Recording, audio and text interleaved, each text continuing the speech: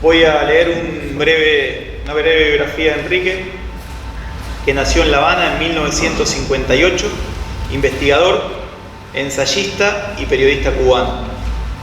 Fundó y dirigió las revistas Contracorriente de 1995 al 2002 y la revista La Calle del Medio del 2008 al 2017, y desde 2016 está dirigiendo la cuarta época de la revista Cuba Socialista, que tienen una revista de 2021 y 2022, allí también en el stand pueden conocer.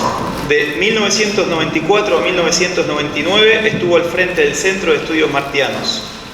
Ha publicado Ensayos de Identidad en 1993, De la Historia, los Mitos y los Hombres en 1999, La Utopía Rearmada, 2002, Premio de la Crítica, Venezuela Rebelde, 2006, Cuba, Revolución o Reforma, 2012, con una segunda edición en el 2018, Ser, Parecer, Tener, 2014, Zona Roja, 2016, con traducciones al inglés, al francés y al italiano, y Diario de Turín, 2021, con traducción al italiano, que también pueden encontrar en una reimpresión que se hizo hace 2 años por nuestra editorial. Este libro, La Isla Posible, lo presentamos por primera vez hoy. Un poco la idea de la presentación es que esté el embajador de Cuba en la República Argentina, Pedro Prada, y el prologuista Néstor Cohen, y vía telefónica nos va a llamar en un ratito Enrique Ubieta, así que también podemos compartir con él algunas reflexiones y escucharlo. Así que le doy la palabra a Néstor, que es quien hizo el prólogo, y bueno, adelante Néstor, muchas gracias. Buenas tardes a todas y a todos. Muchísimas gracias por la invitación, a los compañeros de Acercándonos, acá el compañero embajador de Cuba. Y bueno, para mí, voy a tratar de ser sintético porque seguro va a llamar Enrique en la mitad. Me imagino que es el protagonista central, ¿no? El que escribió el libro. En primer lugar, sin diplomacia alguna, ¿no? Que digamos es una virtud de la que carezco, para bien o para mal, así que yo en general hablo sin filtro, entonces me gano muchos amigos y muchos enemigos. Lo primero que quería decir es algo que yo siento más allá de este libro, ¿no? Por eso celebro esta feria. Cierta incomodidad frente a un campo propio, porque a mí no me extraña que la derecha ataque a Cuba, porque la atacó toda la vida atacó a Cuba. Entonces, ¿qué nos puede sorprender de andar a vivir a Cuba? No te gusta esto, andate a Cuba, los insultos de toda la vida, ¿no? La derecha local de Argentina. Que Estados Unidos acuse a Cuba de Estado terrorista tampoco me sorprende, porque digo, ya todo el mundo más o menos, por lo menos en este ámbito, tiene una vaga idea de que Estados Unidos, cualquier gobierno, cualquier país que más o menos se le plante, tenga la ideología que tenga, lo va a calificar de terrorista o de subversivo, etc., ¿no? Y hago una breve nota al pie sobre ese tema del terrorismo, que es un tema que está muy vigente en la Argentina de hoy en día, en la televisión, ¿no? Por el atentado a Cristina. Recuerdo que hace unos 20 años vino a la Argentina Samir Amin, que es un compañero que lamentablemente ya falleció, de Egipto, un marxista clásico a nivel mundial, y habló en la Facultad de Ciencias Sociales de la Universidad de Buenos Aires. Y recuerdo que un muchachito joven, supongo que vendría del sionismo, me imagino, le dijo: pero usted, profesor, avala el terrorismo en Medio Oriente. Y yo recuerdo, porque tuve después la suerte, el honor de entrevistarlo, a Samir Amin, que él le contestó en público, le dijo: no, un momento, una cosa es el terrorismo y otra cosa es el movimiento revolucionario. Nosotros apoyamos al movimiento revolucionario internacional, estamos en contra del terrorismo, porque son dos cosas completamente diferentes, que hoy en día se trata como sinónimos, ¿no? y el gran el imperio, digamos, de Occidente, el vigía de Occidente, como lo llamó un cantante alguna vez, ha puesto a Cuba en esa lista de estados terroristas y a muchos movimientos populares, cuando en realidad los terroristas son ellos. O sea, el que vuela un avión civil en el aire son ellos, el que pone una bomba en un hotel de turistas son ellos. Y lo asocio con la Argentina, ¿no? Cuando aparecen grupitos que, bueno, hacía muchas décadas que no existían acá, que por la tele declaran, sí, yo quiero infundir miedo, quiero que tengan miedo de salir a la calle. ¿Y te divierte eso? Sí, me divierte. Bueno, eso es terrorismo, generar miedo a la población. Todas tus acciones son para generar miedo, para generar terror, para disciplinar, ¿no? Y para legitimar después una política represiva. Bueno, Cuba jamás hizo eso. Y el movimiento revolucionario afín a Cuba, del cual, más allá de todas las tendencias y matices que en Argentina hay 25.000, nunca hicieron eso. Ni los de ahora ni los del 70. No ponen bomba en el jardín de infantes. ¿En qué jardín de infantes pusieron una bomba alguna vez? Montoneros, el ERP o cualquier organización, el peronismo de base. No existe eso. O sea, esa imagen de todo izquierdista mata niños, viola mujeres y come bebés, esa cosa tan vieja, tan vetusta, se sigue reciclando. Bueno, Cuba jamás, aunque sea algo tan simple y obvio, hay que volver a insistir y no cansarnos nunca, jamás avaló el terrorismo, jamás impulsó ni aplicó el terrorismo. Lo que sí apoyó es al movimiento revolucionario. Esta distinción tan simple que Samir Amin le explicaba a un muchacho joven, sin ponerse nervioso, se lo explicó delante de todo el mundo, está grabado eso, salió en una entrevista. Creo que 20 años después de la visita de Samir Amin a la Argentina, hay que volver a insistir con esa idea. ¿Cómo que Cuba es un estado terrorista? Cuba apoyó toda la vida al movimiento revolucionario, que no es lo mismo. Y fue muy solidario con el movimiento revolucionario de la Argentina, y de Chile, y de Uruguay, y de todo el Cono Sur. No hablemos de África, no hablemos de Nicaragua, de El Salvador, no hablemos de otros países, hasta de las Panteras Negras de Estados Unidos.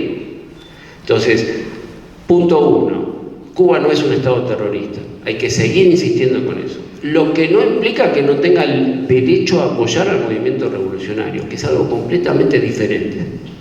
Bueno, pero como estamos en una época complicada de reflujo, de rebrote neonazi, de reflujo de las ideas de izquierda, ¿no? Un amigo me dijo hace poco, che, ¿no te das cuenta que hace unos 10, 15 años el Che Guevara ya no está a la orden del día? Cuando antes era todo, cada 8 de octubre era una fecha clave en Argentina. ¿Qué pasa que no se recuerda más al Che? O que lo recordamos poca gente, cuando antes era mucho más popular y masivo, ¿no? Bueno, estamos en una época compleja, donde reaparece ante una crisis mundial del capitalismo, reaparecen los neonazis, reaparecen los neofascismos, los nostálgicos del general Videla, de Pinochet, de Franco, ganan los fascistas en Italia, sale segundo ahí nomás en Francia un grupo neonazi, hasta en los Estados Unidos reaparece el personaje del Ku Klux Klan, asaltan el Capitolio. Bueno, estamos en una época compleja. Y no hablemos de los nazis de Ucrania, ¿no? Que abiertamente con la esvástica. Entonces, en ese contexto, el debate por Cuba creo que es un debate fundamental. Y Enrique Urbieta, a quien yo personalmente conozco hará unos 25 años, yo lo conocí desde cuando comenzó, o eran los inicios de esa revista Contracorriente que mencionó Fernando recién. No era mi amigo personal, pero digo la verdad, no teníamos un vínculo. Es el día de hoy que no hemos tenido un vínculo, aunque somos amigos y compañeros de la misma causa. Yo tenía otros amigos en Cuba, como Fernando Martínez Heredia fundamentalmente, y compañeros, Pablo Pacheco López, Armando Jardávalo, qué sé yo, Orlando Borrego. Bueno, Enrique Urbieta no era de mis interlocutores inmediatos cuando yo iba a La Habana. Pero bueno, le fui siguiendo la pista, como quien dice, fui viendo toda su producción, desde sus revistas iniciales hasta todos esos libros que fue mencionando Fernando, y creo que cuando en este contexto tan complejo se ataca a Cuba de diferentes maneras, ya no están solo Posada Carriles, más Canosa y los grupos terroristas de Miami, hay un plan B del imperialismo que es entrar con cara de sonriente. Y yo creo, mi modesta opinión, como yo no tengo un cargo oficial y no represento a nadie, a diferencia del compañero, quizás me puedo dar otras libertades, ¿no? Entonces, en mi modesta y personal opinión, Obama jugó un papel nefasto en todo esto, porque entró a Cuba con la sonrisa de un supuesto amigo que iba a aflojar la cuerda, no aflojó ninguna cuerda, mantuvo toda la política del bloqueo, repartió dólares a lo loco, y entonces un segmento de la intelectualidad cubana compró esa, no diría manzana envenenada como los cuentos infantiles, yo diría una zanahoria envenenada, ¿no? Se compró la idea de que se podía establecer un vínculo amable, diplomático con Estados Unidos, que sería óptimo, ¿no? Porque sería lo más racional del mundo. Sí, pero la condición que ponía Obama era que se acabe el socialismo, que se acabe el régimen, como le dicen ellos. Cuando Obama subió prometiendo terminar con las bases de tortura y no cerró ninguna base de tortura, para dar un solo ejemplo, ¿no? Porque no devolvió Guantánamo, si era tan amigo y tan buena onda. Y algunos compañeros se confundieron. Yo me acuerdo que Chávez, muy pícaro, muy lúcido, le regaló las venas abiertas de América Latina a Obama. Le dijo, tomá, aprendé. Se dio el lujo con mucha altura y mucha diplomacia. A ver, entérate un poquito cómo es la historia, ¿no? O sea, el sudaca, morochón, supuestamente primitivo, educando al capo de la potencia del mundo. Entonces creo que Obama jugó un papel muy jodido al interior de Cuba. Esta impresión personal mía me la han corroborado muchos amigos y amigas de Cuba, porque a partir de la visita de Obama empezaron a crecer como hongos un montón de ONGs. Néstor, sí. Un segundo.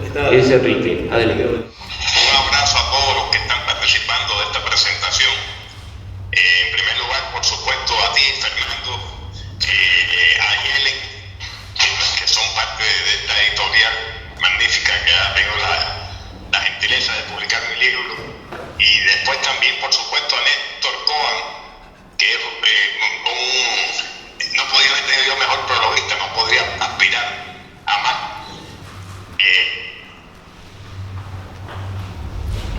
Y como tal, un internacionalista que yo considero tan cubano como podríamos considerar a Che Guevara, desde la teoría, pero desde una teoría práctica. Un abrazo también al embajador que está allí, a la embajada que ha apoyado este evento que están realizando ustedes. Yo quería decir, porque fue muy breve realmente mi saludo, y yo quería insistir en el hecho de que existe la intención por parte del imperialismo de desactivar la ideología revolucionaria en Cuba. Y para desactivarla, nueva, la etapa de decir que la revolución era solamente la figura de su líder histórico, ya pasó. Es decir, ellos pensaban que con su muerte biológica todo terminaría. Ahora necesitan destruir la ideología de la revolución. Y para eso han activado tres niveles de acción. Primero, tratando de romper la unidad ideológica que fundó Fidel. ¿Cómo romper esa unidad ideológica? Volviendo a activar que precedieron a esa unidad, que fueron las líneas ideológicas que llegaron con el triunfo, pero que después, en los primeros años y en los años sucesivos, fueron constituyéndose en algo diferente, que es lo que consideramos la ideología de la Revolución Cubana. Eso es lo primero. Lo segundo es interpretar el diálogo o la unidad como un lugar de convergencia de todas las ideologías, sin que exista la preeminencia de ninguna. Allí donde no existe la preeminencia de una ideología revolucionaria, existe la preeminencia de una ideología contrarrevolucionaria. Se argumenta que la diversidad actual de la sociedad cubana exige la aceptación de todas las corrientes ideológicas, así como el multipartidismo. Es decir, es una manera de entrar, a veces incluso con un lenguaje revolucionario, por la puerta del fondo al capitalismo. Y la tercera línea es negar lo ideológico. Tratar de presentar lo ideológico como un dogma a superar, como un obstáculo, una rémora del pasado que impide la aceptación de soluciones pragmáticas. El pueblo, dicen ellos, no necesita discursos, sino comida, como si las formas de producción y distribución en cualquier país y momento histórico no respondieran a determinados modelos de sociedad. Estas son, digamos, las ideas centrales que atraviesan el libro. El libro, como se dice, es un libro de debate, un libro que surge de la confrontación, algunas muy duras, muy intensas, como la que hubo en el año 2017 en las redes sociales en torno a una publicación que defendía una corriente que buscaba, digamos, ubicarse en el centro, reconstruyendo una socialdemocracia o incluso invitando a ideólogos de la derecha para que compartieran el espacio en una mesa, digamos, una mesa afectiva con la izquierda tradicional, ¿no? Esa polémica la van a encontrar en algunos textos. Las respuestas que en aquel momento yo recibí, es decir, la confrontación viva entre las ideas que yo defendía y las ideas de mis adversarios. ¿Qué emoción con la que fue escrito? Es un libro que intenta defender con la sangre, con la fe en la revolución, consciente de que es imprescindible debatir, que es imprescindible no dejar pasar ni un tantico así al imperialismo. Hoy el debate en Cuba es permanente. Yo decía que el propio presidente Díaz-Canel convoca todos los meses a los intelectuales, a los filósofos, en reuniones que se hacen en el Palacio de la Revolución para discutir los más diversos temas. Es decir, hay un constante debate de ideas. Y yo creo que este libro de alguna manera contribuye a ello. Gracias una vez más por esta presentación.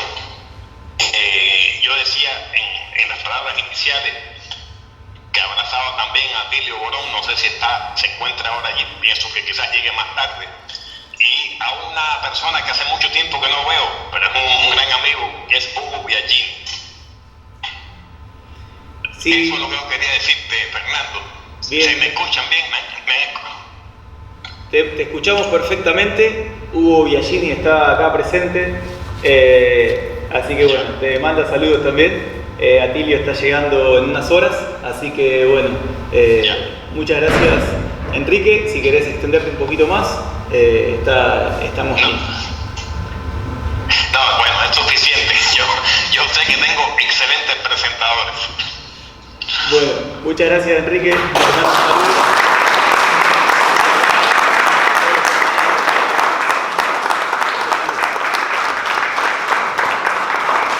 Casi que no hace falta continuar.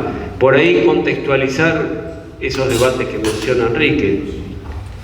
Les decía, la visita de Obama, a mi modesto entender, y por ahí yo puedo equivocarme desde acá, pero bueno, en estos últimos 2 años ha habido se ha polarizado y se ha acelerado el debate en Cuba, me parece. Y bueno, yo retomé a partir de ahí el vínculo con muchos amigos que hacía un montón que no hablaba, ¿no? Y me han corroborado esto, o sea, que no era una impresión subjetiva, errónea, de alguien que desde afuera no entiende mucho del tema. No, que la visita a Obama hizo estragos. ¿Por qué? Porque generó la ilusión de que era posible un diálogo amable con Estados Unidos. Y como bien dijo Enrique ahora en su intervención oral, y como lo explica muy claramente en su libro, dejando de lado las ideologías.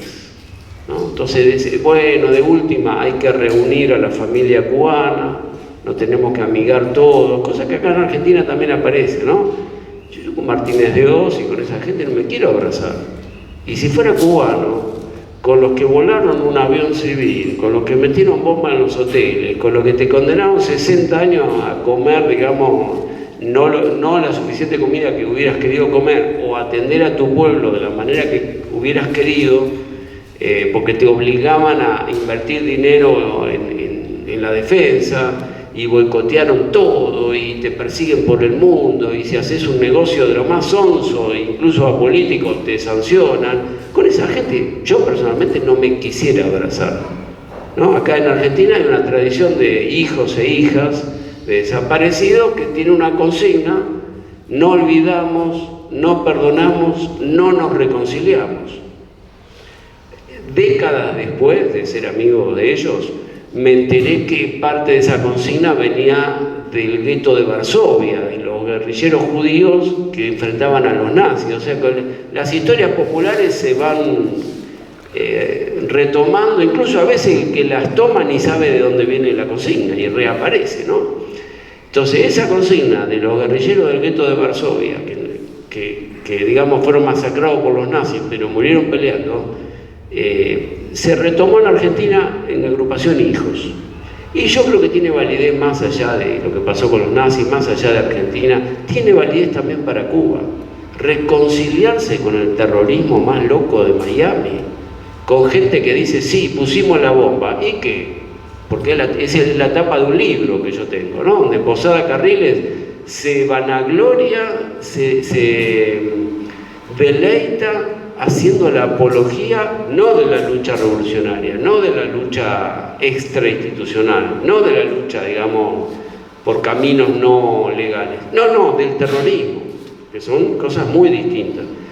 Hay que abrazarse con esa gente. De golpe y porrazo somos todos cubanos, bueno, Miami, Argentina, México, somos todos lo mismo.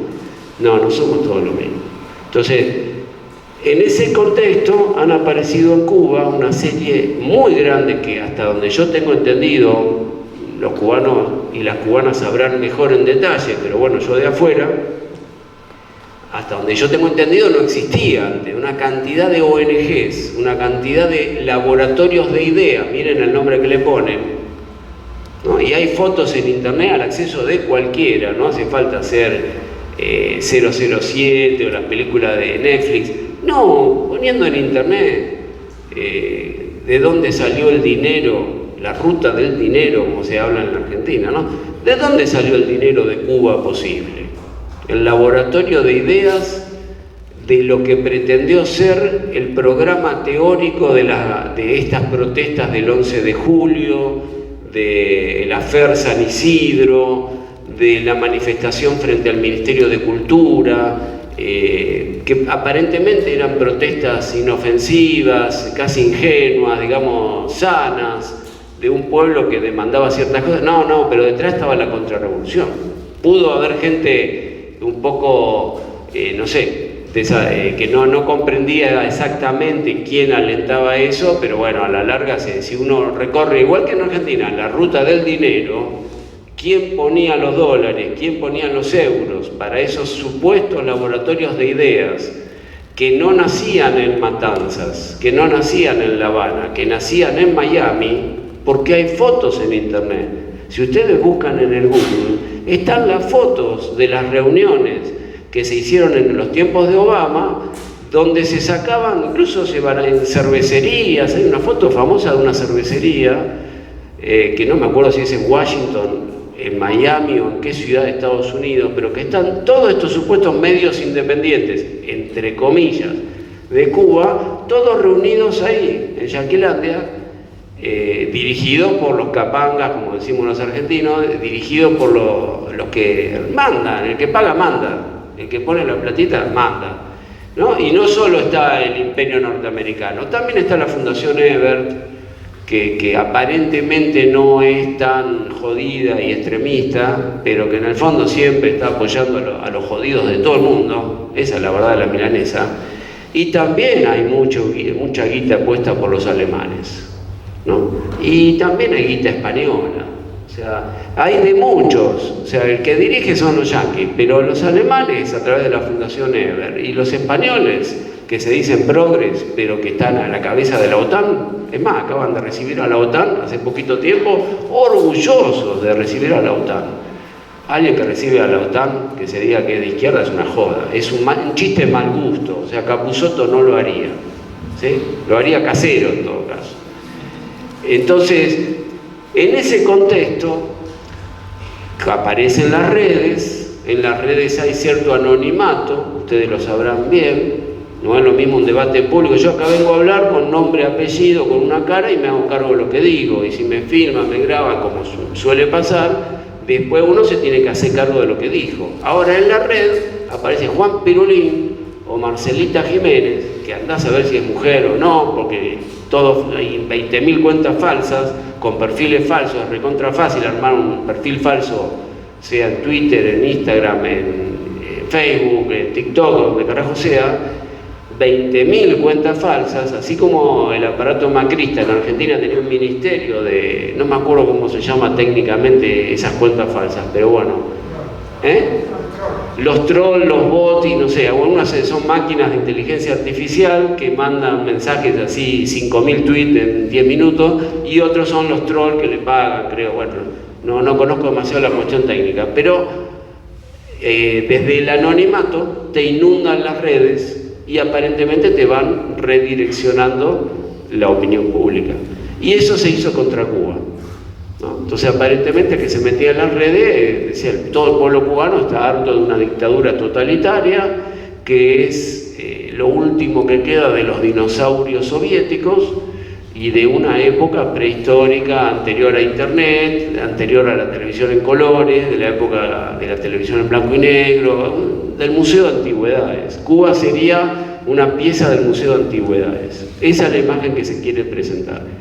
Pero como la beta terrorista ya no gana tanto consenso, ¿cuál es el plan B? Que es más simpático, aparecer como dialoguista. Bueno, vamos a desmontar el régimen y ahora con que empiezan a hablar de la transición. Como dijo Enrique por teléfono, falleció el líder histórico, falleció nuestro querido Fidel, entonces bueno, llegó la hora de la transición. En Argentina también se nos habló de la transición, ¿no?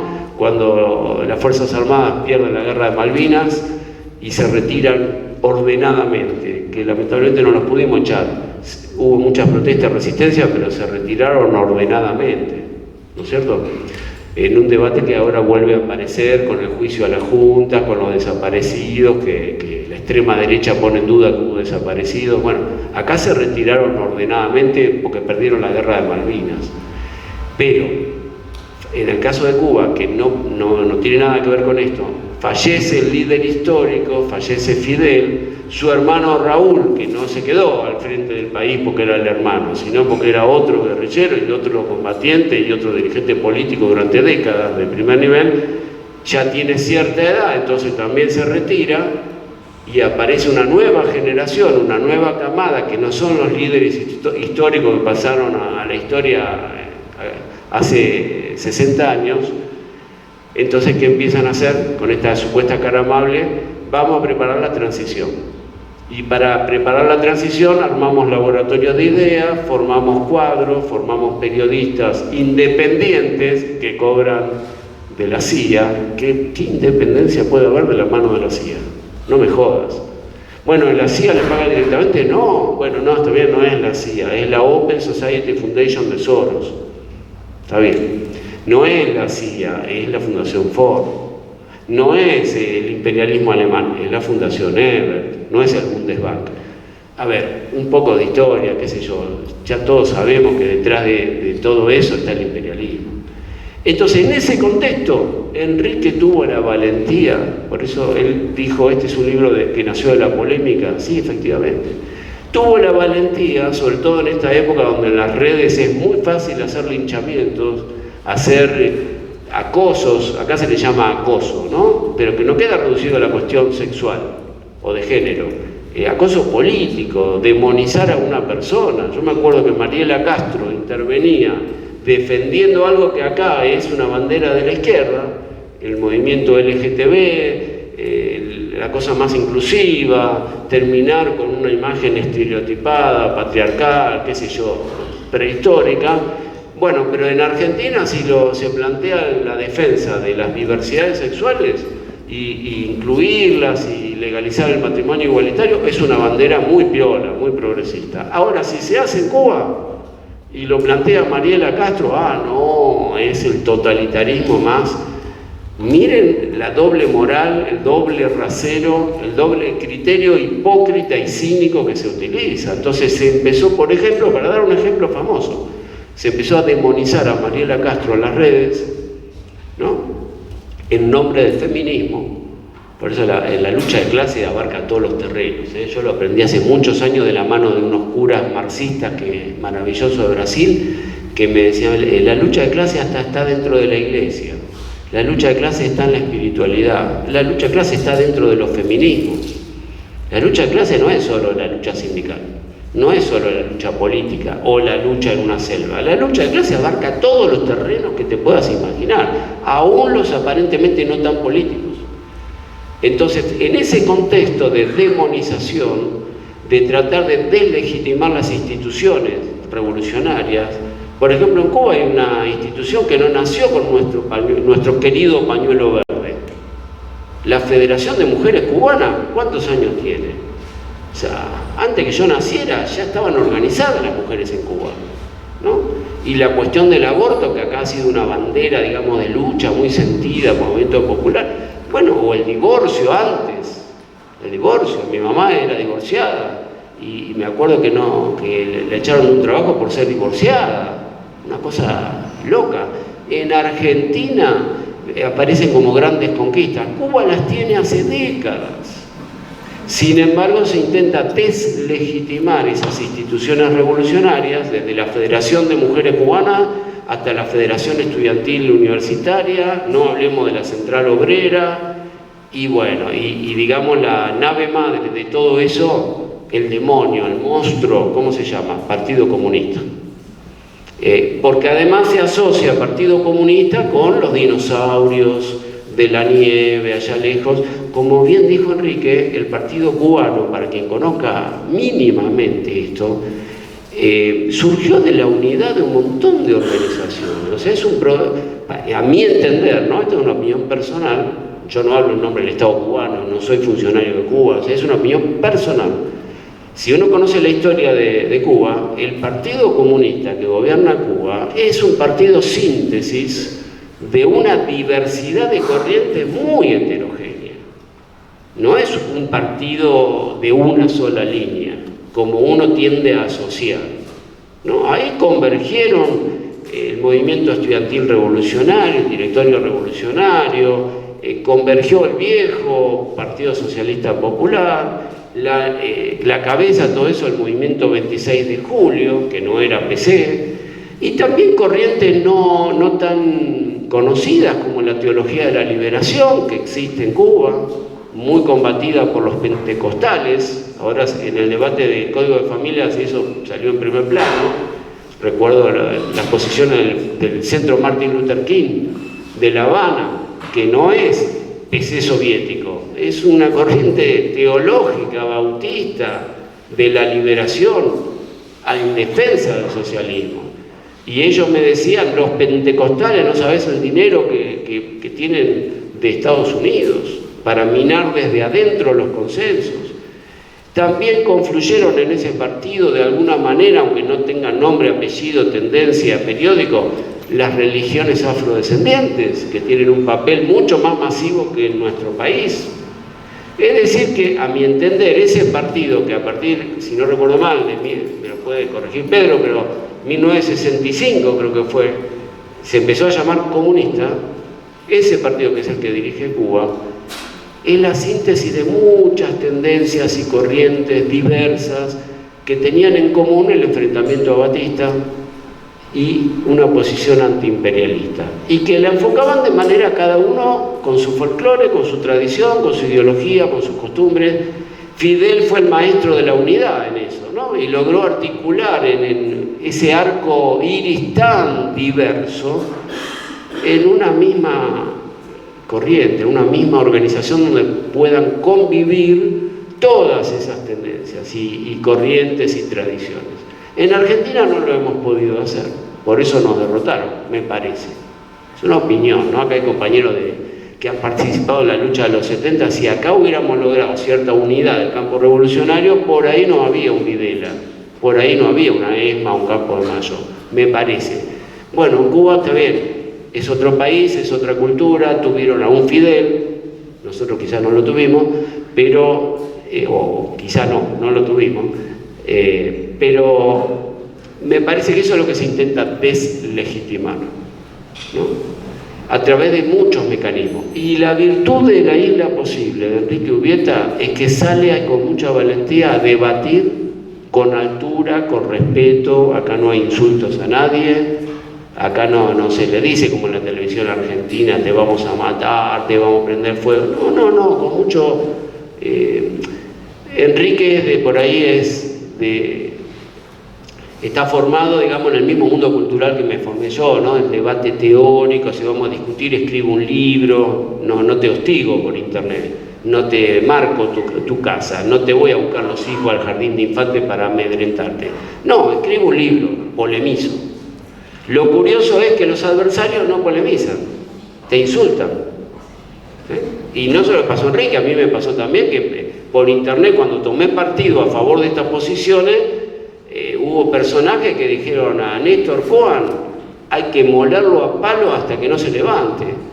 Y yo tengo las capturas de pantalla, que hubo gente a sueldo de la Fundación Ebert, con apellidos prestigiosos que no los quiero mencionar porque me da vergüenza ajena, que lo mantuvo en sus perfiles de Facebook, ¿no? Y que me amenazaban como que voy a usar el lenguaje argentino, perdón, que me iban a cagar a palos hasta que quede inconsciente para que no participe más de estos debates. No nos conocen, o sea, es un disparate. ¿Cómo uno va a arrugar frente a eso? Todavía los estoy esperando. Es más, era un incentivo para seguir polemizando. Si me amenazan, listo, ahora te redoblo te canto, vale 4, y ahora voy a escribir otro libro más. Y saqué 2 libros, además de este prólogo, defendiendo ciertas posiciones. O sea, ni loco me iba a asustar una amenaza de ese tipo, ¿no? Que incluso lo publicaban, insisto, gente supuestamente progre, pero que si uno investiga un poquito, recibía dinero de la Fundación Ebert de Alemania, re progre, para tratar de amedrentar a los que eran solidarios con Cuba. Y uno ve con cierto dolor que hay un segmento de nuestra izquierda argentina que lo he visto demasiado distraído frente a este debate. Se lo he dicho personalmente, ¿no? Para ir a Cuba a sacarte fotos con la imagen del Che ibas, pero ahora que las papas queman y que había que participar, no vi ni un choto artículo en defensa de Cuba. Y no te animás ni a firmar una solicitada. Me acuerdo de un compañero que me llamó alarmado y me dijo un día, Néstor, me convocan a firmar contra Cuba, ¿qué hago? Un hombre que es un profesor más grande que yo, ¿no? Y que, bueno, ahí me dolió mucho. Porque Alex Kalínicos, que para nuestro pueblo no es ningún jugador de fútbol, no lo van a ver en el Mundial, es un marxista inglés, ¿no? Trotsko, de una corriente trotska. Organizaba una solicitada internacional que circuló mucho contra Cuba, que en Cuba estaban persiguiendo a los trotskistas. Entonces un segmento de nuestra izquierda, a muchos amigos míos y amigas, se prendían en eso. Y uno me llamó, pero no era un chico que acababa de empezar a militar, que fue comité central de un partido, que es un partido que tiene representación parlamentaria en Argentina, fue comité central décadas, incluso fue profesor mío. Néstor, ¿qué hago? A ver, le dije, ahí sí perdí todo lenguaje académico, y le dije, a mí Alex Kalínicos me importa un carajo, y lo frené ahí de una. ¿Cómo me estás diciendo esta tontería? ¿Cómo que en Cuba le están haciendo los juicios de Moscú y están matando trotskistas? No me digas pelotudeces. Le hablé en un lenguaje coloquial, ¿no? De amistad. Pido disculpas que quizás debería usar otro lenguaje acá, pero le dije, bueno, ¿te acordás de Celia Hart? Celia Hart era la reina del trotskismo, hija de nada menos que Aidé Santamaría y Armando Hart. vino a la Argentina, habló en el Centro de la Cooperación, presentó su libro ahí en Corrientes en 1500, en el Centro de la Cooperación, defendía a Trotsky, amaba a Fidel Castro, amaba a Chávez. ¿No te acordás que venía Celia a la Argentina? Nunca la metieron presa a Celia. En la Feria del Libro de La Habana, en la Cabaña, había unos pósters de Trotsky gigantes. ¿No te acordás de todo eso? No pasó hace 50 años, pasó hace relativamente poco. Lamentablemente Celia falleció en un accidente de auto con su hermanito. Pero, no, sí, es verdad, no voy a firmar un carajo la solicitada. Y cuando colgué dije, qué mal que estábamos. Y me dijo, me hizo muy bien hablar con vos. Y yo dije, cuando colgué, ¿no? Me dolió, porque digo, si este hombre tan formado, con tantos libros publicados, que incluso fue profesor mío, tiene tantas dudas, digo, acá hay un problema. O sea, ¿te hace falta hablar conmigo para no firmar esa solicitada de mierda? Que está promocionada de los yanquis, aunque use jerga trotskista, aunque use jerga socialdemócrata, o la jerga que sirva, porque el imperio se puede disfrazar de lo que ve, le da lo mismo al imperio. El imperio se puede disfrazar de indianista para dar un golpe de Estado contra Evo Morales, se puede disfrazar de bolivariano para tratar de matar a Maduro, y te puede decir que es recontra socialista para tratar de voltear la sociedad socialista en Cuba, o el gobierno del Partido Comunista y los movimientos sociales que lo apoyan o que forman parte del gobierno. Al imperio le da lo mismo, usa la careta que sea. O Videla no tuvo apoyo de grupos pseudo-izquierdistas. Seamos sinceros, ¿no? Incluso en los bombardeos del 55 tuvieron apoyo en Argentina de grupos que se decían socialistas. Hasta estos grupitos neonazis, estos payasos que ahora están en danza, que nos quieren amenazar y amedrentar, uno de los loquitos salió por la tele diciendo, yo soy socialista de Alfredo Palazzo, no sé si lo vieron. Y es un neonazi. O sea, les da lo mismo, usan cualquier bandera con tal de defender las posiciones del imperio. Entonces, síntesis. ¿Cuál es la gran virtud que yo le encontré a este libro? Que la valentía intelectual de Enrique Urbieta, que se aguantó todo ese linchamiento, toda esa persecución en las redes, le importó un pepino, siguió firme, tranquilo, nunca perdió la brújula, nunca entró nunca pisó el palito de la trampa del insulto, no insultó nunca a nadie, con mucha altura, porque del otro lado te insultaban, ¿no? Te trataban de cualquier cosa, sin perder la altura, sin perder la elegancia, incluso los deshizo. Y uno de los ejes de debate es sobre lo que mencionó en la llamada. ¿Es viable una socialdemocracia en Cuba para renovar los consensos socialistas? Bueno, él piensa que no y yo coincido totalmente. No solo porque la historia de la socialdemocracia es patética, no solo porque hoy son la nave madre de la OTAN en España, no solo porque en Argentina le dieron embajadores a Videla y apoyaron lo del golpe del 55, a nivel mundial han jugado un papel malísimo. No solo porque asesinaron a Rosa Luxemburgo, que no la mató Hitler, la mató la socialdemocracia, ¿no es cierto? Una de las pocas excepciones fue el embajador sueco en Chile en el 73, que se portó muy bien. Creo que venía del grupo de Olof Palme, no de Olof Palme, de los suecos, no me acuerdo de qué organización era, y no me acuerdo el nombre, pero se portó muy bien en el 73 en el golpe de Pinochet, aunque era un socialdemócrata, salvó mucha gente, se portó bien con Cuba, hubo gente piola, pero son excepciones. En general la socialdemocracia se puso del otro lado. Entonces, ¿es viable una socialdemocracia en Cuba? A mí me parece que no. Y Enrique lo demuestra muy bien. Pero se queda en ese plano de termino con esto, de la gran teoría, de los grandes debates. No, también maneja muchos niveles. Así como nuestros adversarios y enemigos juegan en muchos niveles y muchos escenarios y usan muchos lenguajes según el público al que quieren llegar, Enrique también maneja en este libro, que a nivel tamaño no es muy gordito, pero a nivel contenido es muy contundente, maneja diversos niveles, porque tiene el debate teórico, político de alto vuelo, pero también hace una radiografía de la vida cotidiana en Cuba. Hay algunas pinceladas, frescos, de, por ejemplo, cómo se viaja en esos autos que para la gente de Argentina son raros, porque son esos autos gigantes, creo que se llaman almendrones, ¿no? Como que le dicen así en Cuba, bueno, que acá no están, acá están en el Museo de Autos. autos gigantes de la década del 50 que siguen funcionando en Cuba, los han reciclado, qué sé yo, a los turistas les encanta. Entonces él, por ejemplo, cuenta un viaje en un almendrón. Y vos decís, ¿cómo pasar del debate con la socialdemocracia y con el imperialismo a describir eso? Sí, el libro también tiene una sociología de la vida cotidiana en Cuba. Y él se puso muy contento porque me dijo, no creo no cometer ninguna infidencia, me dijo, mira, hay ciertos académicos que esa parte la desprecian. Entonces a mí me gustó el prólogo porque le da cierta importancia a esa descripción de la vida cotidiana. Es que en el marxismo hay una larga tradición de eso, lamentablemente olvidada. El marxismo no se ocupa solo de las grandes ideas, de las grandes teorías, de las grandes concepciones del mundo. También es una disputa por la vida cotidiana. Entonces hay autores famosos como Henri Lefebvre, que era un marxista francés de mucha influencia en la década de 50-60 en Argentina, en diversas corrientes, desde Rodolfo Puigros hasta Michel Peña, todos les gustaba Lefebvre. Eudeva lo publicó, la editorial de Boris Spivakov publicó a Lefebvre en un manualcito que se vendió no sé cuánto, como 50 ediciones, miles y miles de ejemplares. Lefebvre tiene varios tomos sobre sociología de la vida cotidiana. Un marxista heterodoxo, poco citado, no está de moda, pero escribió hace medio siglo.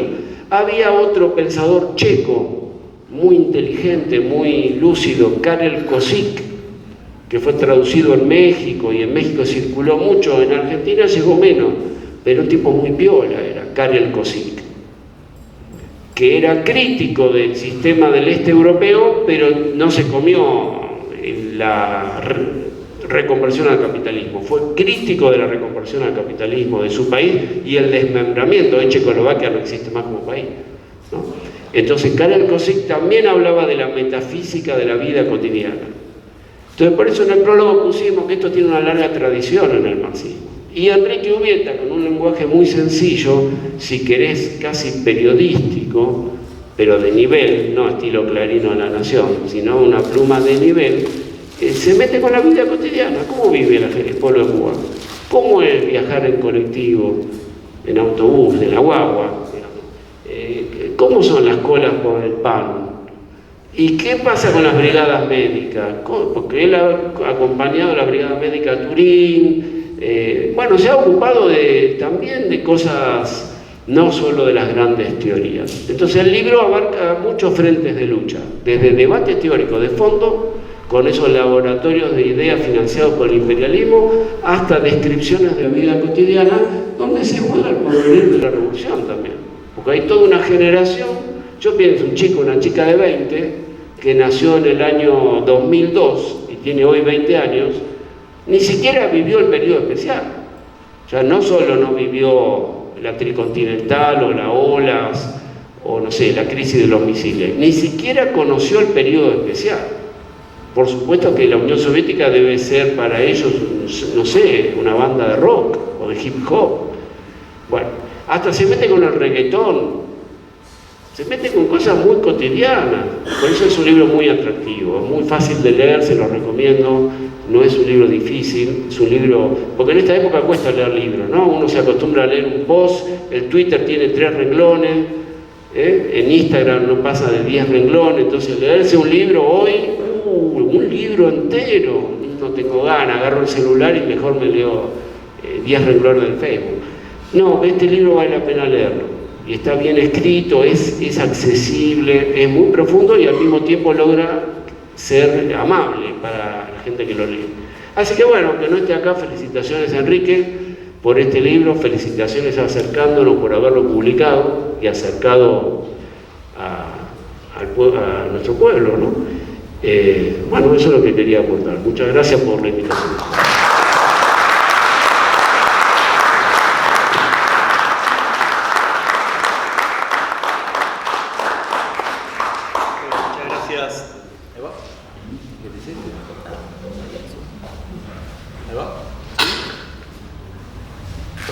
Hola. Ahí va. Bueno, muchas gracias, Néstor. Ahora pasamos al compañero Pedro Pablo Prada, embajador de la República de Cuba en Argentina. Le doy la palabra a Pedro. Buenas tardes a todos. ¿Se escucha bien? Hay un problema con el canal. El otro micrófono. Ya, perfecto. Está bien, bien. Buenas tardes a todos. En realidad yo estoy saldando hoy una deuda de gratitud con Enrique Ubieta. Enrique y yo nos conocimos a principios de los años 90. Yo regresaba en mi otra vida, cuando era periodista, regresaba de haber reportado el derrumbe del socialismo en la Unión Soviética como corresponsal de Granma, y coincidimos en diversos encuentros de trabajadores de la esfera ideológica en Cuba, de la esfera de las ideas, donde se debatían mucho aquellas vivencias, aquellas experiencias, y sobre todo un tema que es central en toda la obra posterior de ambos y que se ve con nitidez en este libro, que es el debate sobre ideología. Ya en esa época, en realidad desde los años 80, cuando se veía clara la crisis en la que se hundían las izquierdas, las ideas marxistas, las ideas socialistas a nivel mundial, sobre todo a partir de los procesos que desencadenó el estancamiento de la experiencia socialista soviética y europea, y posteriormente el fracaso de la perestroika, Fidel había planteado colocar en un plano superior el debate de ideas, el cuestionamiento a todo lo establecido, y dan fe de ello sus palabras en el Congreso del Partido del año 83, cuando se lanza en Cuba lo que se llamó el proceso de rectificación de tendencias negativas, de errores y tendencias negativas, que planteaba una revisión en los conceptos, en las prácticas políticas, en las prácticas revolucionarias dentro de la revolución cubana, a contrapelo de lo que estaba ocurriendo en otras partes del mundo, y que fue considerado sumamente herético por las catedrales del marxismo y los papas del marxismo a nivel mundial. Fidel, fiel a su formación y a su espíritu, le planteó a la sociedad cubana la necesidad de salir de la zona de confort, de salir a pelear las ideas fuera de la urna de cristal. Y este planteamiento se hizo aún más fuerte después de la desaparición de la Unión Soviética y de la desaparición del campo socialista europeo. Para nosotros implicaba un gran desafío, porque las transformaciones de este carácter no transcurren como procesos cómodos. Los seres humanos somos muy tendentes a asumir espacios de confort, como dije, y las revoluciones, como dijo uno de los grandes teóricos e ideólogos de la revolución cubana, las revoluciones no son paseos de Riviera. No es algo que se pueda preconcebir y que pueda transcurrir entre fiestas y fuegos artificiales. Entonces, le debo a Ubieta muchas de las luces de aquel periodo, y sobre todo el apego a la historia de Cuba. Él en aquel momento había sido recién nombrado, un hombre muy joven, teníamos alrededor de 30 años por aquella época.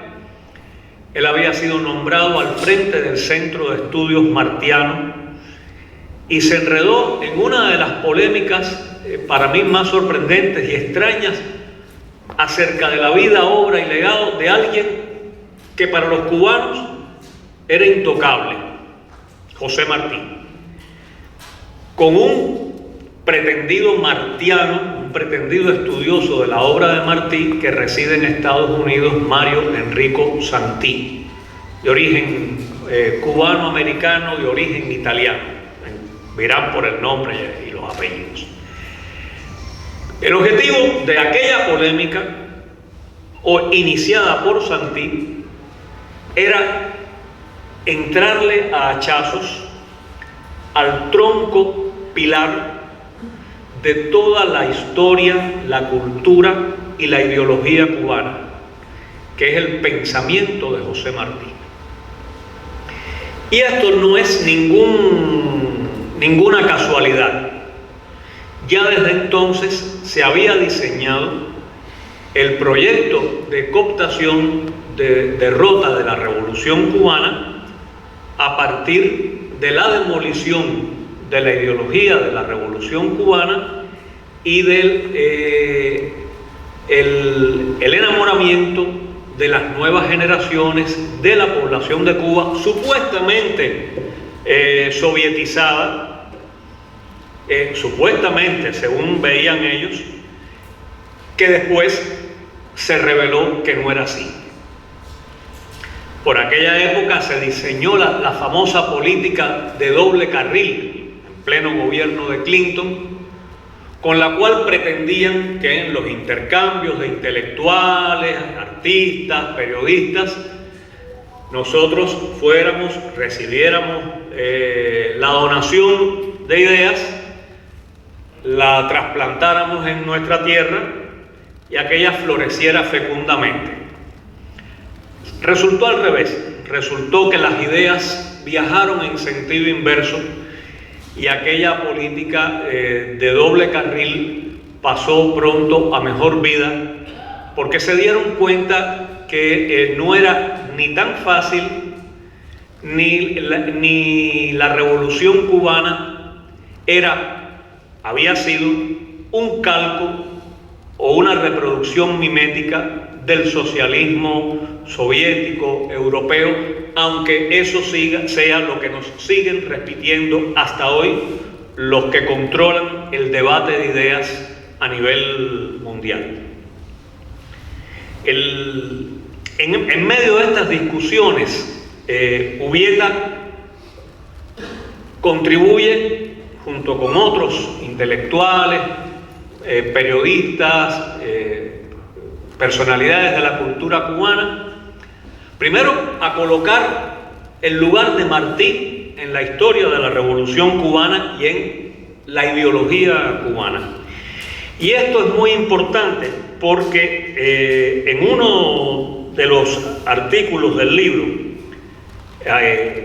yo me permito citarlo, La Isla Desconocida, en la página 31, este artículo es vital para entender el papel de la historia y de la cultura en la formación de la ideología de la Revolución Cubana, y cómo el mimetismo que se ha pretendido siempre presentar alrededor de la experiencia cubana con respecto a otras experiencias internacionales, partiendo de la fatalidad de que ese pequeño pedacito de tierra en el Caribe está condenado, según los dueños de la historia y de las ideas, a ser solo ese pedacito de tierra y no un lugar donde haya individuos con pensamiento propio, con producción ideológica, cultural propia. Entonces, fue muy importante defender, en aquel momento se conmemoraba el centenario de la caída en combate de Martí. Era un momento de pasar raya y cuentas en la historia, y recuerdo mucho aquellas discusiones, porque releyendo el libro, en particular este trabajo citado, me refiere la importancia y el desconocimiento que hay de lo que realmente ha sido la revolución en Cuba. Esto me conecta con algo que citaba Néstor respecto a cómo una parte de la llamada izquierda internacional también ha sido parte de la fiesta de demonización, de condena y de estigmatización de la Revolución cubana, asumiendo que lo que ocurre en Cuba es la reproducción mimética de lo que ocurrió en otros lugares. Muchos, por ejemplo, el que él mencionó del campo del trotskismo, son trotskistas, pero Trotsky nunca fue trotskista. Y nosotros preferimos leer a Trotsky, estudiar a Trotsky, pero no declararnos en ningún carril, porque yo creo que lo primero que hemos tratado de defender, y Fidel nos enseñó a defender, es ser ante todas las cosas cubanos. Vuelvo a Martí, injertar en nuestra república el mundo, pero que el tronco sea de nuestra república. Y eso es muy importante porque de la universalidad de ideas nace la singularidad del pensamiento político y revolucionario cubano, que yo siempre asocio y nunca separo de la cultura. Quienes me hayan oído hablar en otras oportunidades o hayan leído algo de lo que he escrito, sabrán la importancia que le dedico a esto, porque la cultura es de una nación, en mi modo de ver, la cultura en el sentido antropológico, y no la cultura artística, literaria, es la cultura la que define, sostiene el edificio de una nación. Y va en las grandes ideas políticas, pero va en esos pequeños detalles que Néstor recordaba y que Ubieta relata, del viaje en el Almendrón, del que se baña en el malecón, del que sale a pescar en la madrugada, de la discusión en una cola. En todo eso también está lo que hace el ser cubano, que fuera de Cuba se reduce a frijoles negros y cerdo asado, pero no es eso. Forman parte también, pero no lo son. Entonces, fue muy importante, vuelvo, el debate de todo aquello que teníamos, el debate de la desideologización. Más de una vez los compañeros que me recibieron a mi regreso de Moscú, en el periódico Granma, en la anterior redacción a donde yo pertenecía, la revista Verde Olivo, y mis colegas de la prensa, del sector cultural, ideológico, me preguntaban mucho de aquellas vivencias. Y yo hacía mucho énfasis en el tema de la desideologización, como la había vivido, que en realidad no era sino una reideologización.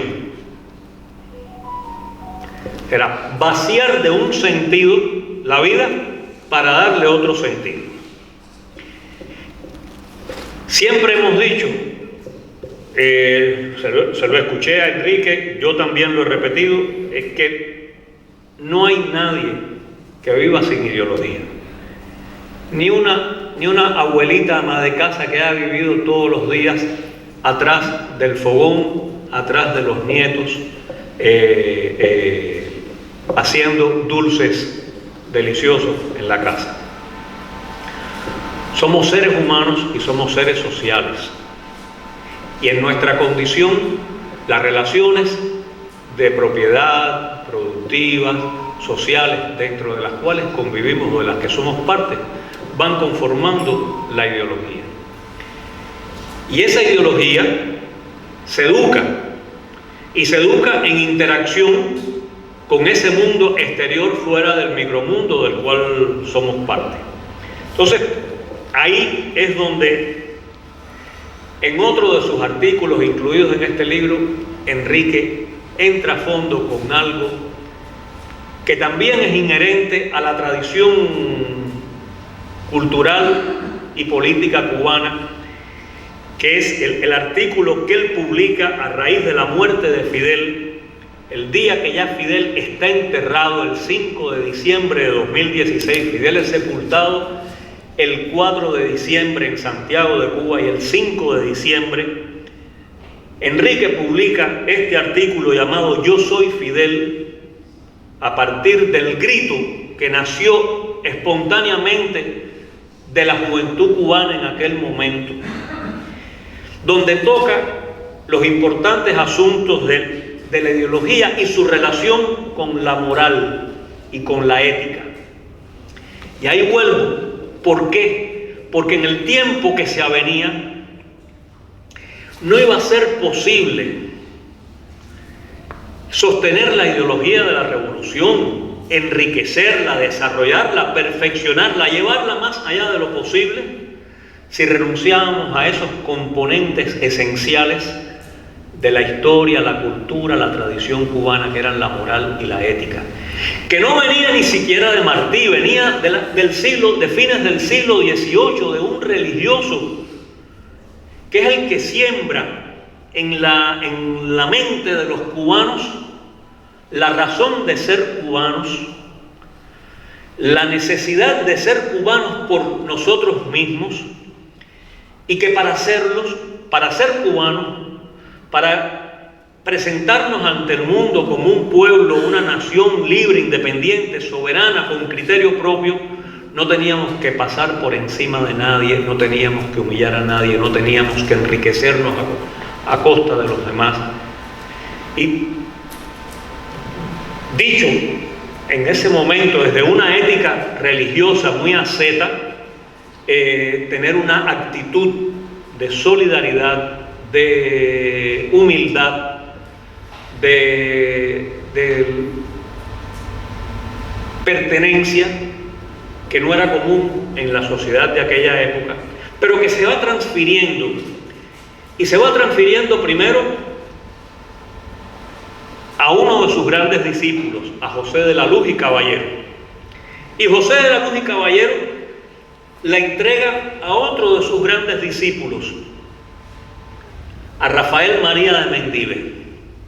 Y Rafael María de Mendive se la entrega al mejor de sus discípulos, a José Martí. Cintio Vitier, uno de los más grandes intelectuales cubanos de todas las épocas, y sin lugar a dudas el hombre que mejor estudió a fondo el pensamiento de José Martí, y que fue mentor y una suerte de tutor intelectual, ideológico de Enrique Ubieta, sobre este tema de la ética y la moral en la ideología de la Revolución Cubana, tiene un libro que es una joya, publicado por la editorial Ese Sol del Mundo Moral, que ustedes lo publicaron, donde define el valor y el lugar de la ética en la revolución. Y eso lo recoge Enrique en este trabajo de Yo soy Fidel, porque nos lleva a reflexionar a nosotros en Cuba que el día que los revolucionarios cubanos, y la vida lo ha demostrado, cada vez que un revolucionario cubano se ha apartado de esa ética de la revolución, se ha perdido en el camino. José Lezama Lima, otro gran intelectual cubano, asociaba a esa ética con cosas muy significativas. Los humildes anteojos del padre Varela, aquel que nos enseñó a pensar, los zapatos rotos de Martí y el traje raído de Martí, zapatos agujereados en la suela, en medio del frío neoyorquino. La riqueza deslumbrante de los grandes hacendados azucareros que quemaron todas sus riquezas en la revolución contra el imperio colonial español. Del hombre más rico de Cuba, Salvador Cisneros Betancourt, que murió en la más espantosa pobreza. La riqueza de los hijos del terrateniente Ángel Castro Argiz, que lo primero que hacen cuando triunfa la revolución que ellos encabezaron es presentarse y distribuir la propiedad que era de la familia Castro a todos los trabajadores, peones, incluso haitianos, que habían laborado allí por más de 60 años. Por eso para mí ese debate que Enrique plantea sobre moral, ética e ideología es troncal en lo que este libro nos propone. Otro de los aspectos mencionados por Néstor, que a mí me interesa mucho, es el paso de Obama por Cuba. Porque a nosotros nos resultó un momento de prueba y estábamos claros de la necesidad de hallar caminos para convivir con Estados Unidos, y que eran caminos riesgosos, y al mismo tiempo sabíamos que desde los años 90 se venía trabajando en ese carril 2, como lo habían llamado en los documentos de seguridad nacional de Estados Unidos. Y créanme que al cabo de más de 50 años de guerra con ese país, uno tiene que inventar formas, la revolución tenía que inventar formas para hallar el modo de persuadir y convivir, partiendo de algo. Estamos conscientes de la supremacía de las ideas que defendemos. Si esas ideas, no porque seamos mesiánicos ni nada, si las ideas que nosotros defendemos fueran tan malas, fueran tan inviables, primero no estaríamos vivos. Lo segundo es que contra nosotros no se habría desatado esta guerra que ya dura más de 60 años, ni estaríamos sufriendo el bloqueo más largo de la historia, ni sufriríamos el acoso a que se nos somete en los medios políticos, en los medios de comunicación y en el ámbito de la cultura y de las ideas. Entonces, es muy importante esto que se plantea acerca del deslumbramiento, el cinismo, la invitación a olvidarnos de la historia,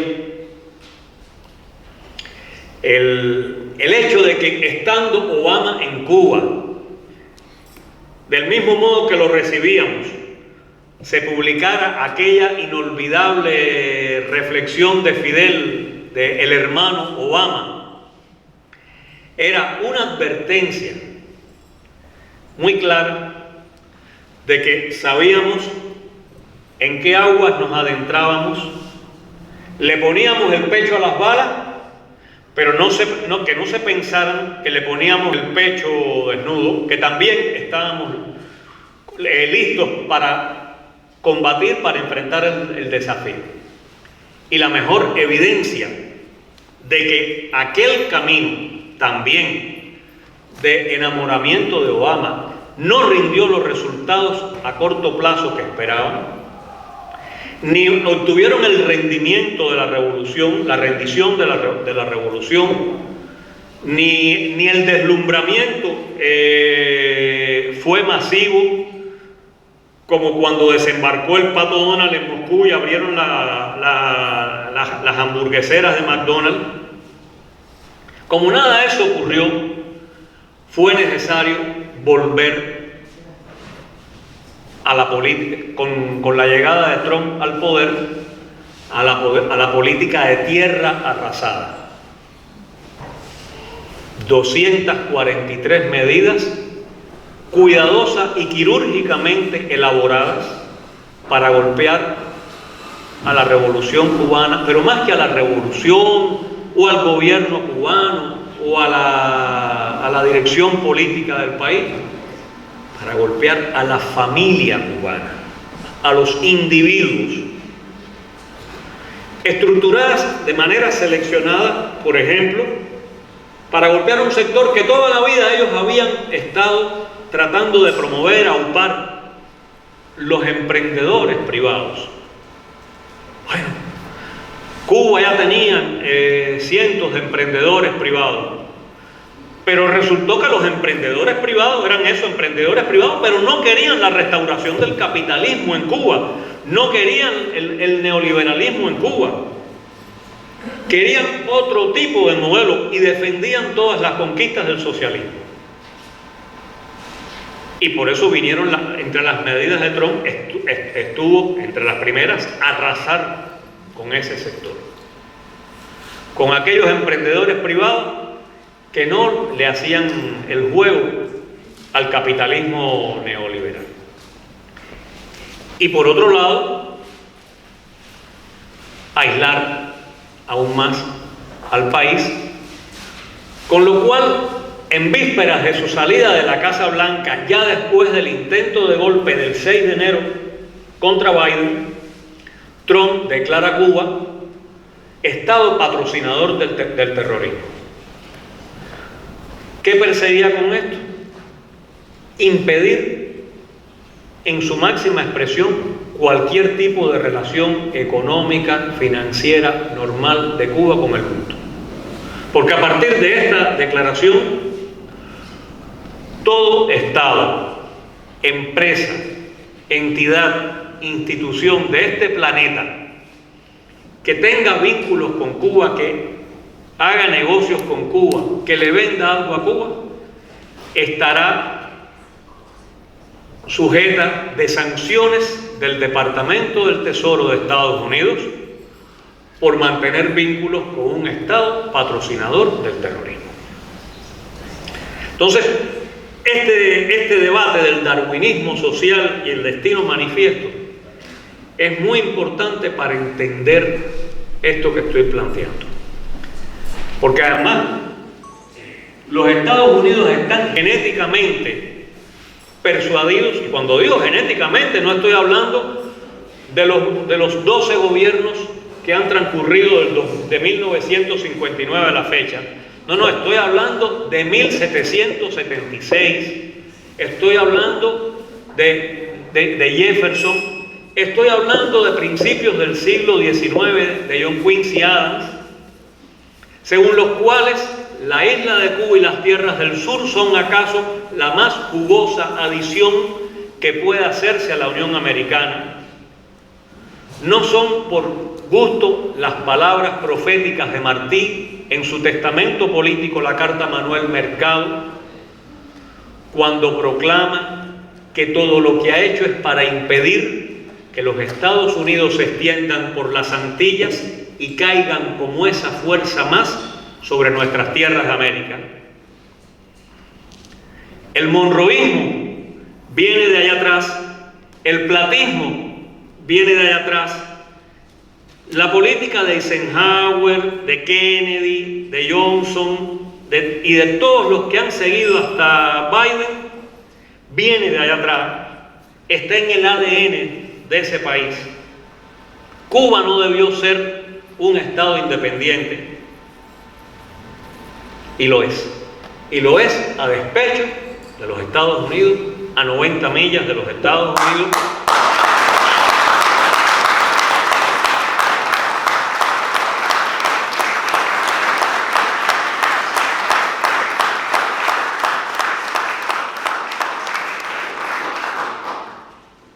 Finalmente, otro debate, otro artículo, un ensayo publicado en la revista de la Federación Estudiantil Universitaria. Valga decir, a propósito de las menciones que tú hiciste de las organizaciones cubanas, que esa es otra peculiaridad de Cuba. Por eso es tan importante la historia.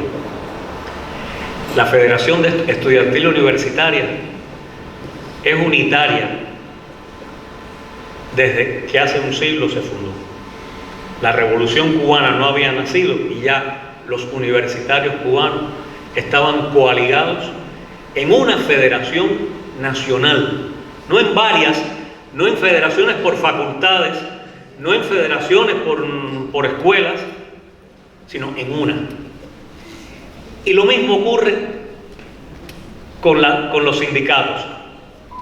sí había muchos sindicatos, pero en el año 39, cuando ni por asomo prevalecían las ideas revolucionarias, marxistas, ya los trabajadores cubanos habían entendido que esa fragmentación sindical no conducía a nada y que había que coaligarse, y nace primero la Confederación de Trabajadores de Cuba, que se convierte en Central de Trabajadores de Cuba después. Por tanto, la revolución hereda todo eso, y es natural que entonces en el año 60, de todo el gran abanico de organizaciones femeninas, surgiera una federación de organizaciones femeninas, que es hoy la sesentona, joven y bella Federación de Mujeres Cubanas. Digo esto porque sin nada de esto no es posible imaginar el futuro. Y ese futuro está muy bien descrito acá en este concepto que él dice, que Cuba no es una isla, es una llave. Y ahí es donde vuelvo a defender algo que para mí es esencial. Enrique no presume de ello, pero Enrique es uno de los pensadores políticos cubanos, de los marxistas cubanos más martianos que yo he conocido. Junto con Fernando Martínez Heredia, es de la gente que logró con mayor fuerza esa síntesis, esa amalgama de la historia y la tradición con el futuro y con las ideas más revolucionarias de la época. Y esa idea de que Cuba no es una isla, es una llave, es de profunda inspiración martiana, porque Martí decía que en Cuba estaba en juego el equilibrio del mundo. Lo dijo en el siglo XIX. Y no es que Cuba buscara ser llave ni ser balanza, pero cuando uno se enfrenta a los acontecimientos históricos del siglo XX, uno comprende cómo la lucha y los acontecimientos fueron colocando a Cuba en ese papel. Un amigo me decía en aquellos años aciagos, si Cuba se pierde todo. Y yo decía, no, pero es que Cuba, le digo, no, ustedes no son, me decía, ustedes no son conscientes de lo que significan, de lo que simboliza para todos nosotros la revolución cubana. Y es el gran desafío también que tenemos, no solo llenar las expectativas del pueblo cubano, sino llenar las expectativas de muchos pueblos del mundo. Y ahí es donde vienen los grandes conflictos, porque es difícil satisfacer todo ese espectro. Para mí el libro es un gran esfuerzo, una excelente compilación, y es un gran esfuerzo que invita a conocer más, a profundizar en la revolución cubana, en la historia de Cuba, en el ser cubano, y es una excelente invitación a la polémica, porque el libro, lejos de darnos solamente respuestas, deja abiertas muchas ventanas y muchas preguntas que, como un buen revolucionario, Enrique plantea para debates ulteriores y para que del aporte de muchos, de la inteligencia colectiva, salga lo mejor. Yo felicito acercándonos por este excelente título.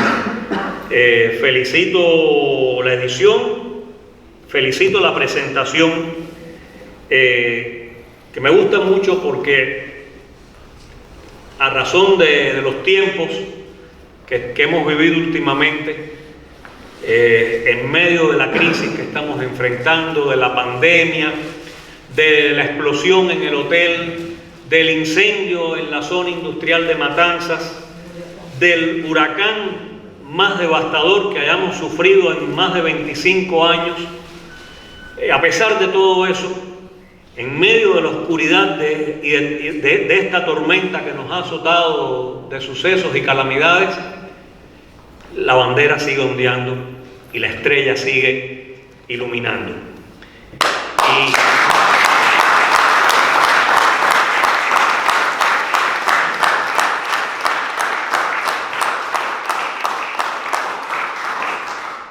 Y en nombre de Enrique también agradezco a Néstor por el excelente prólogo.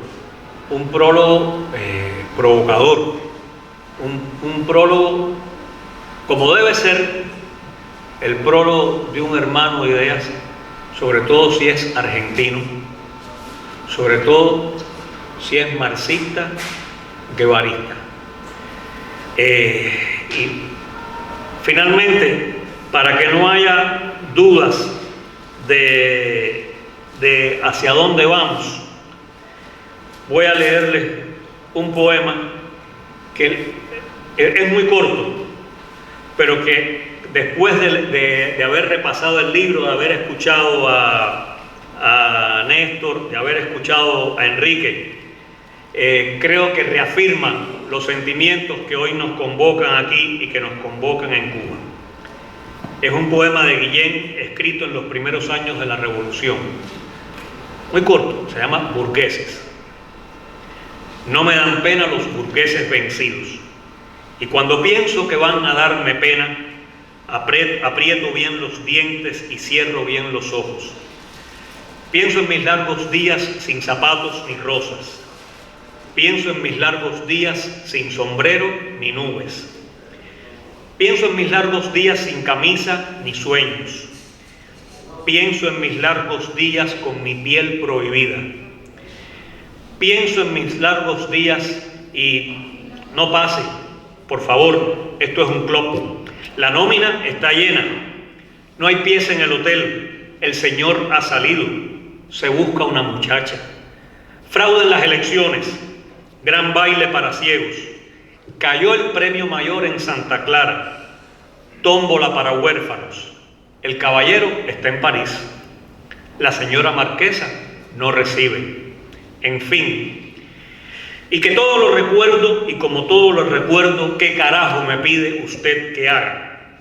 Además, pregúnteles a ellos también. Estoy seguro que también recuerdan ellos. Muchas gracias.